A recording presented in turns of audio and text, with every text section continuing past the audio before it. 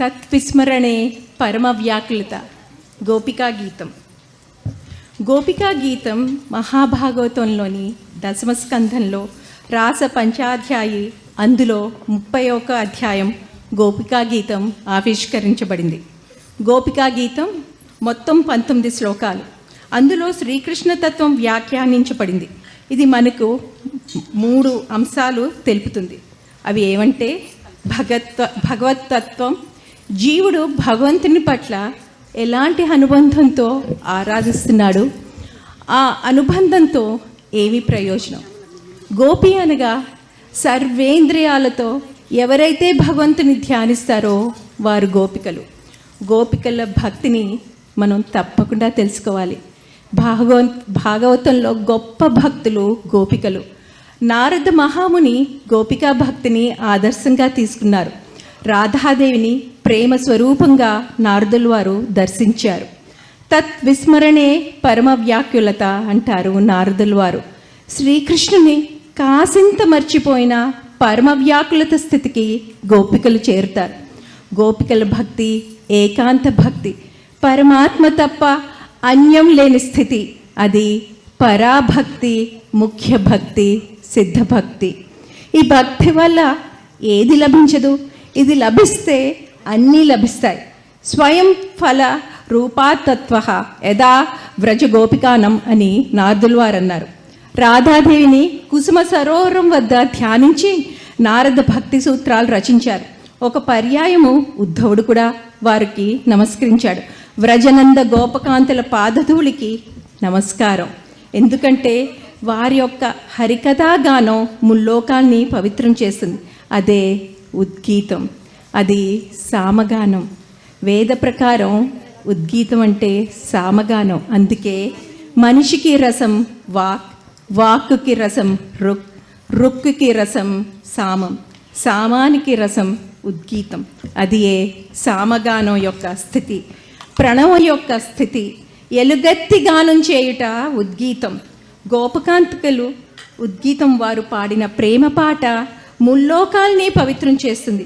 ముల్లోకాల శరీరం నారాయణుడు. ఆ శరీరం వీరి కథాగానంతో పులకరించిపోయింది.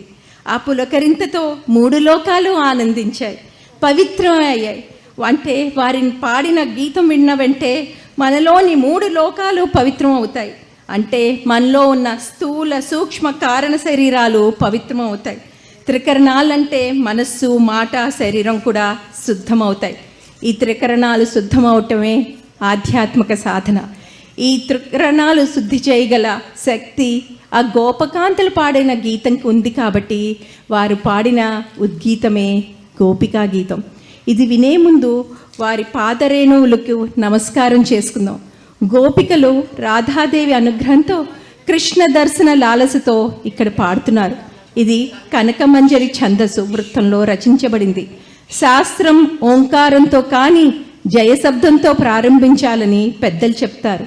అతి మధురంగా ఈ గీతం ఇలా ఆలపింపబడుతోంది. అందరూ గోపికలు ఇలా కలిసి పాడుతున్నారు. గీత రూపగమనంలో పెడుతుంది. అతి రమ్యంగా జయతి శబ్దంతో మొదలవుతుంది.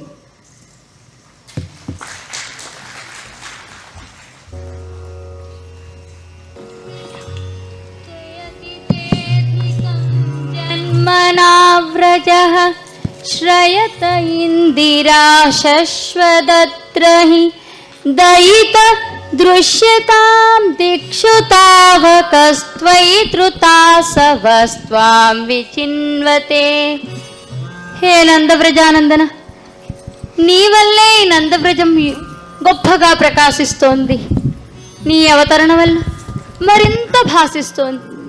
ఇందిరా మహాలక్ష్మి కూడా ఇక్కడే ఉంది.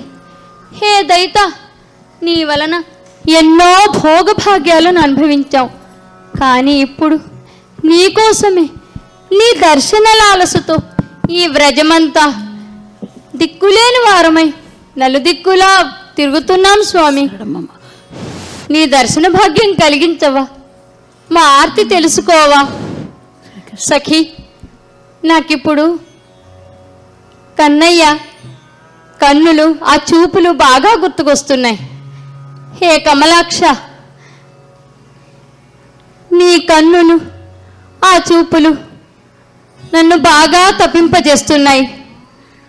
అవి ఎటువంటివంటే శరత్కాలంలో రమ్యమైన కొలనులో వికసించిన పద్మాల్లోని సొగసు ఎంత మృదువుగా, మధురంగా, వికసనాత్మకంగా గోచరిస్తాయో అంత మృదువుగా, మధురంగా, పూర్ణంగా వికసించిన ఆ పద్మనేనాలు, ఆ చూపులు నన్ను తప్పింపజేస్తున్నాయి, కలవెరబడుతున్నాయి. స్వామి, స్వామి, మేము నీ సేవకులం, నీకు అశుల్క దాసులం. నీ కృపతో మమ్మల్ని కొనుక్కున్నావు స్వామి. సురతనాథ, మమ్మల్ని నీకు సమర్పించుకున్నాము, స్వీకరించు స్వామి. సఖి శాంతి, కన్నయ్య మనల్ని ఎన్ని చోట్ల కాపాడాడో నీకు గుర్తున్నదా? అవును సఖి, కన్నయ్య మనల్ని చాలాసార్లు కాపాడాడు. ఒకసారా 2 సార్ల, మాటి మాటికి కాపాడాడు. కాపాడడం ఆయన నైజం సఖి. విషజ్వలం నుండి వచ్చిన వర్షం నుండి కాపాడాడు. సర్ప రాక్షసుడైన అఘాసురుడి నుండి కాపాడాడు. వర్షము, వాయువు, పిడుగుల నుండి కాపాడాడు. అగ్ని నుండి కాపాడాడు. రాక్షసుల నుండి కాపాడాడు. సర్వ భయాల నుండి కాపాడాడు. కాపాడడం ఆయన నైజం సఖి.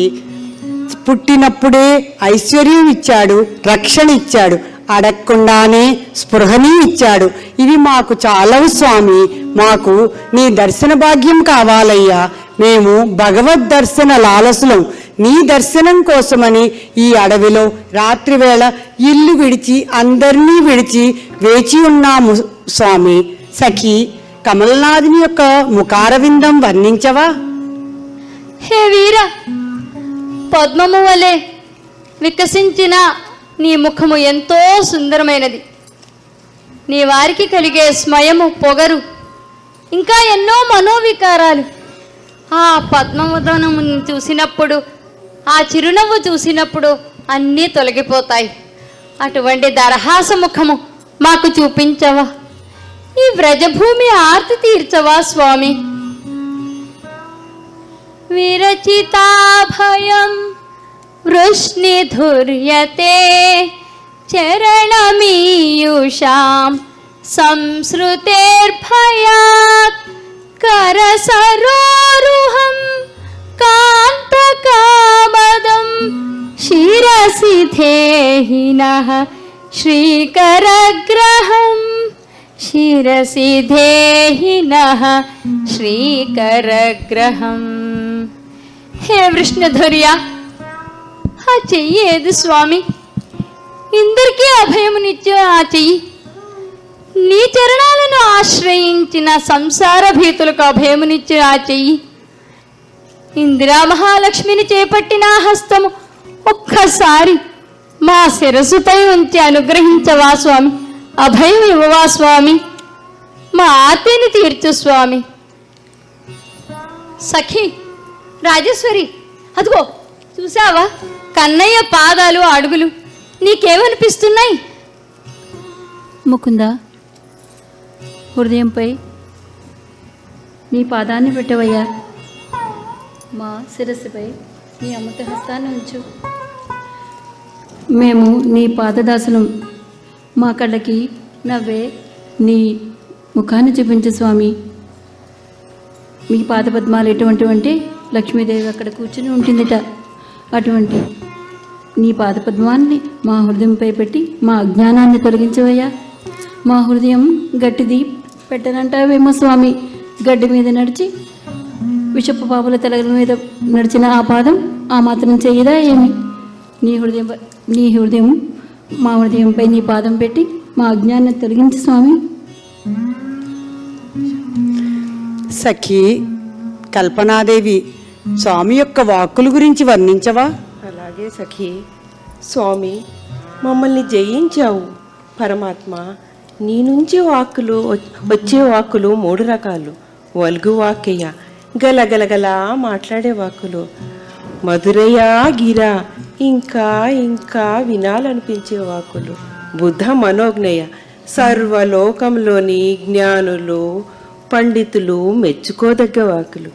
అందుకేనయ్యా నీ మాటలను భగవద్గీత అన్నారు. మేము మీ దాసులమయ్యా. మీరు చెప్పినవన్నీ చేస్తున్నాం కాబట్టి నీ అధరామృతములతో మమ్మల్ని ఆదరించవయ్యా స్వామి. సఖీ విద్యాదేవి, ఆ కృష్ణుని కథల గురించి వివరించవా మాకు? తప్పకుండా కల్పన, తప్పకుండా సఖి. హే సుమేధ, నీ కథలు అద్భుతం, శ్రవణమంగళం. కవులు నిత్యం నిన్ను కొనియాడుతూ ఉంటారు. ఆ రాధమ్మ తల్లి నీ అనుగ్రహం వల్ల ఎవరైతే ఈ కథలు వింటారో వారు అనేక పుణ్యాలు సంపాదిస్తారు. అవి సర్వవ్యాపకమైనవి కూడాను. నీకు తెలుసా, ఎవరైతే ఈ కథలు అద్భుతంగా వర్ణిస్తారో వారిని దాతలంటారట. ఎందుకో తెలుసా సఖీ? ఆ దాతలు ఎందుకంటే వారు జ్ఞానదానం ఇస్తున్నారట. అందుకే వినేవారికి సర్వ కల్మషాలు కూడా పోతాయిట. అవి విన్నవారు, చెప్పేవారు మహాపుణ్యాత్ములు. ఆకలి కూడా జన్మ జన్మల ఆకలి కూడా తీరుస్తుంట. స్వామికి కథల 7 లక్షణాలు ఉన్నాయట. స్వామి నీకు తెలియక స్వామి, ఇదిగో ఇక్కడున్న నా సకులకి ఆ కథలో ఉన్న 7 లక్షణాలు ఒక్కసారి విన్నవించుకుంటా స్వామి. అవి అద్భుతం, శ్రవణమంగళం, తప్త జీవనం, కవి బిరీడితం, కల్మషనాశనం, శ్రీమద్ అతీతం. ఈ 7 లక్షణాలున్న కథలు వింటుంటే స్వామి మా జన్మలు ధన్యమైపోతాయి స్వామి. హే ప్రియా, ఇంతవరకు నీ కథల గురించి విన్నావు, అమృత హస్తాల గురించి వినాలనుంది. ఏ రాజేశ్వరి సఖి, ఒక్కసారి స్వామి యొక్క అమృత హస్తాన్ని మా కళ్ళ ముందు వర్ణించవా తల్లి? స్వామి, నీ అమృత హస్తాలు లక్ష్మీదేవి యొక్క చేతిని పట్టుకుని ఉంటాయిట. ఆ హస్తాన్ని ఒక్కసారి మా హృదయం, మా శిరస్సుపై ఉంచి మా సకల పాపాలను పోగొట్టు స్వామి. హే సఖి, స్వామి యొక్క ముఖార విందం మన మనసులన్నీ నిండిపోయి ఉన్నాయి కదా. గోకుల నందన, నువ్వు గోవులను తీసుకొని తోటు బాలులతో అడవికి వెళ్ళినప్పుడు నా మనసంతా నీ మీదే, నా ధ్యాసంతా నీ మీదే. మేము వ్రజంలో ఏ పని చేస్తున్నా మా ఆలోచన అంతా నీ మీదే గోపాల నందన. నువ్వు గోవులను తీసుకుని అడవికి వెళ్ళినప్పుడు నీ పాదాలకు కనీసం పాదరక్షలు కూడా వేసుకోవు. నీకు రాళ్ళు రప్పలు గుచ్చుకుంటాయేమో, నీకు నొప్పి పెడుతుందేమో అని మేమెంతో బాధపడుతున్నాం మధుసూదన. నువ్వు తెల్లవారుజామునే గోవులను తీసుకొని వెళ్తావు. సాయంత్రం వరకు నువ్వు ఎప్పుడొస్తావా అని 1000 కళ్ళతో ఎదురు చూస్తూ ఉంటాం. సాయంత్రం నువ్వు తిరిగి వస్తున్నప్పుడు అందమైన నీ ముంగురులు అలా నీ నుదుటిపై పడుతూ ఉంటే, నీ ముఖానికి అంటుకున్న గోధూళి, నీ చెరగని చిరునవ్వు, అతి సుందరమైన నీ ముఖార విందాన్ని అలా చూస్తూ చూస్తూ ఎంతో ఆనందిస్తాం మధుసూదన. ఈ ఆనందం మా మనసులో ఎప్పటికీ ఉండేలా, మాకు మనోవేదన లేకుండా ఉండాలంటే మనం ఏం చేయాలి సఖి? ఏ ఆదిని పోగొట్టువాడా, నా మానసిక వేదనను పోగొట్టవయ్యా స్వామి. నా హృదయంపై నీ పాదపద్మములు పెట్టడం వల్ల మా కోరికలన్నీ సంపూర్ణంగా దహిస్తాయి. కోరికలే లేని స్థితిని కలిగిస్తావు. అంతకన్నా మాకేం కావాలి స్వామి? నీ పాదం ఎటువంటిదంటే భూమికి అలంకరణ. ఆ బ్రహ్మదేవుడు కూడా ఆరాధిస్తాడు. నీ పాదాలని ఇక్కడ పెట్టడం వల్ల స్వామి మాకు సుఖము, శాంతి, శుభాన్ని కలిగిస్తుంది. నీ మృదువైన పాదపద్మాల్ని ఒక్కసారి నా హృదయంపై పెట్టి నన్ను ఆనందపరచయ్యా స్వామి. హే కామేశ్వరి సఖి, ఇప్పుడు స్వామి గురించి ఏం ఆలోచిస్తున్నావు, ఏం కోరుకుంటున్నావు స్వామి దగ్గర నుంచి? కామేశ్వరి సఖి చెప్పవా? సురతవర్ధనం కృష్ణశోకనాశనం త్వరితవేణునా కృష్ణ సుష్టుచుంబితం ఇతరరాగవేస్తారణం నృణాం వితరవీరనస్తే ధరామృతం. హే వేణునాద విశారద, హే మురళీ గానలోల, ఎక్కడున్నావు స్వామి? నీకు తెలియదా మేము నీ నుంచి ఏం కోరుకుంటాము? నీ అధరామృతాలు కోరుకుంటాం స్వామి. సఖి, అధరామృతాలు అంటున్నాను అనుకుంటున్నావా? నీకు తెలియదేముంది. మనకి కావాల్సింది స్వామివారి ఆ సమ్మోహనకరమైన చిరునవ్వు, అలౌకికమైన వేణుగానము, మృదు మధురమైన ఆ మాటలు. అవి ఉంటే చాలదా? అవి చాలవా మనకి స్వామిలో ఐక్యం అవ్వడానికి? స్వామి, ఆ సూర్యుడి ముందు వెలిగించిన దీపాలు ఎలా వెలవెలపోతాయో అలాగే నీ ముందు ఈ ధరామృతాలన్నీ వెలవెలపోతాయి స్వామి. ఇవేవీ మాకొద్దు, నీ అధరామృతాలే మాకు కావాలి. హే విద్యాసఖి, బృందావనంలో ఆనాడు స్వామి మనకి ఎలా గుపించాడు? హే బృందావన సంచారిణి, నీకు బృందావనం అంటే బహు ఇష్టం. ఆ మట్టిని రాసుకున్న నీ మోము, నీ నుదురు చూస్తూ నిత్యం అలాగే నమస్కరించాలనుంది. హే, నీకు గుర్తుందా మమ్మల్ని ఒకరోజు నువ్వు విడిచి అరణ్యంలోకి వెళ్ళావు? స్వామి, ఆ ఆలోచనే మాకు బహు కష్టంగా ఉంది స్వామి. మమ్మల్ని విడిచి నువ్వు వెళ్ళాక మా జీవితం శూన్యమైపోయింది స్వామి. కళ్ళ నుండి శ్రవణ మేఘాలు వర్షిస్తున్నాయి స్వామి. త్రుటియుగా అయితే ఒక్క త్రుటి కాలం కూడా యుగాలుగా అనిపిస్తుంది. ఒక్క క్షణం కూడా యుగాలుగా అనిపిస్తాం స్వామి. స్వామి, ఆ బ్రహ్మ అంటే కూడా మాకు బహు కోపంగా ఉంది స్వామి. ఎందుకు ఈ కనురెప్పలు మాకు సృష్టించాడు? ఈ కనురెప్పలు ఉండడం మూలానే కదా స్వామి. ఒక కన్ను రెప్ప పాటు కూడా నిన్ను చూడకపోయేసరికి యుగాలుగా అనిపిస్తాం స్వామి.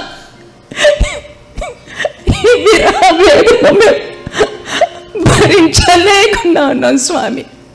స్వామి, నీ అమృతాస్తాలు మా మీద తల మీద పెట్టు స్వామి. కాబట్టి నీకు ఇది అవసరమా? మమ్మల్ని అరణ్యంలో వదిలేసి, చీకట్లో వదిలేసి అలా వెళ్ళిపోవడం ఏదైనా నీకు తగుదనా స్వామి? సఖి రాధికాదేవి, స్వామి నుంచి మనం ఏమి కోరుకుంటున్నాం సఖి? ఏహి మురారే కుంజ విహారే ఏహి ప్రణత జన బంధో హే మాధవ మధుమదన వరేణ్య కేశవ కరుణా సింధో. స్వామి, నిన్నే కోరుకుంటున్నాం స్వామి. ఎక్కడున్నావు? నీవు కరుణా సింధువా? నీకు అసలు జాలి ఉందా? ఎక్కడున్న వాళ్ళం అలా వచ్చేసావే? ఇల్లు వాకిలి అన్నీ వదిలేసి ఈ అర్ధరాత్రి ఈ అడవిలోకి నీ కోసం, నీ వేణునాదం విని వచ్చేసామే. మమ్మల్ని ఇలా వదిలేసి వెళ్ళిపోతావా? కపటి, ఎక్కడున్నావు స్వామి? ఎక్కడున్నావు?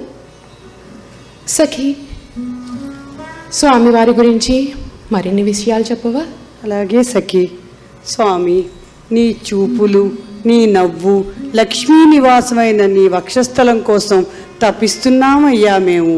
నీ అవతారం ధ్యానం కోసం, జనాల్ని తరింపజేయడాని కోసం స్వామి. నీ అవతారం సర్వ పాపాల్ని పోగొడుతుంది స్వామి. పరిత్రాణాయ సాధూనాం వినాశాయ చ దుష్కృతాం ధర్మ సంస్థాపనార్థాయ సంభవామి యుగే యుగే. హే భగవన్, నీ కథలు వింటున్నప్పుడు నీవు మా హృదయంలో మాటి మాటికి అవతరిస్తావనిపిస్తుంది. స్వామి, మా హృదయంలో జరిగే ఎన్నో దుష్కృత్యాలు నశింపజేసి మా ఆవేదనను పోగొడతావు, మా తాపాన్ని నశింపజేస్తావు. నీ దర్శనమే మాకు ఔషధం స్వామి. హే కృష్ణ, మేము నీ వారం, మాకేల స్వామి ఈ విచారం. నీ దర్శన భాగ్యం మాకు కలిగించవా, మా ఆర్తి తీర్చవా స్వామి. స్వామి, నువ్వు వస్తే నీ కుసుమ కోమలమైన పాదాల్ని మా హృదయాల మీద హత్తుకుంటామయ్యా. మా హృదయాలు కఠినమైనవని నొచ్చుకుంటాయని తప్పించుకుంటున్నావేమో, మెల్లిగా పెట్టుకుంటాము స్వామి. చివరి మాట, నీవు ఉంటేనే మేము, నీవు ఉంటేనే భవదాయుషం, నీవు లేక మేము లేము స్వామి.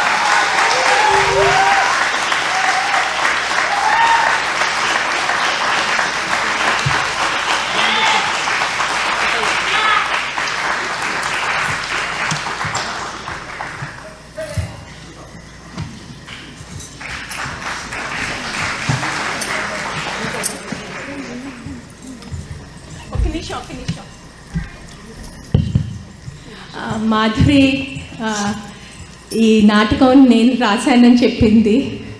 నేను రాశాను ప్రతి మాట గురువుగారి ప్రవచనంలోంచే. ఆయన చెప్పిన గోపికా గీతం నాకు ఎంత హత్తుకుందంటే 2019 నుంచి నేను వీళ్ళకి ఎన్నోసార్లు చెప్పాను గోపికా గీతం చేద్దాం, గోపికా గీతం చేద్దాం అని. మళ్ళీ గురువుగారే రాకతో ఇది కుదిరింది. మీకు అందరికీ నచ్చిందని ఆశిస్తున్నాం. మా ఈ బృందావాన్ని ఇంత అద్భుతంగా చేసింది, ఆ కృష్ణుణ్ణి చేసింది సురేఖ అయ్య గారి సెట్ డెకరేషన్ అంతా. తర్వాత మా గోపికల్ని ఇంట్రడ్యూస్ చేస్తాను. అందరిలోకి ముఖ్యంగా మా అతి మన్మధుడు, అతి సుందరుడు సునీత కొత్తపల్లి, శాంతి యాకెళ్ళ, కల్పన మద్దుల, శ్యామలా దేవరకొండ, రాధిక కామేశ్వరి, ఉమా కామేటి, రాజేశ్వరి పుసులూరి, విద్యా తాడంకి.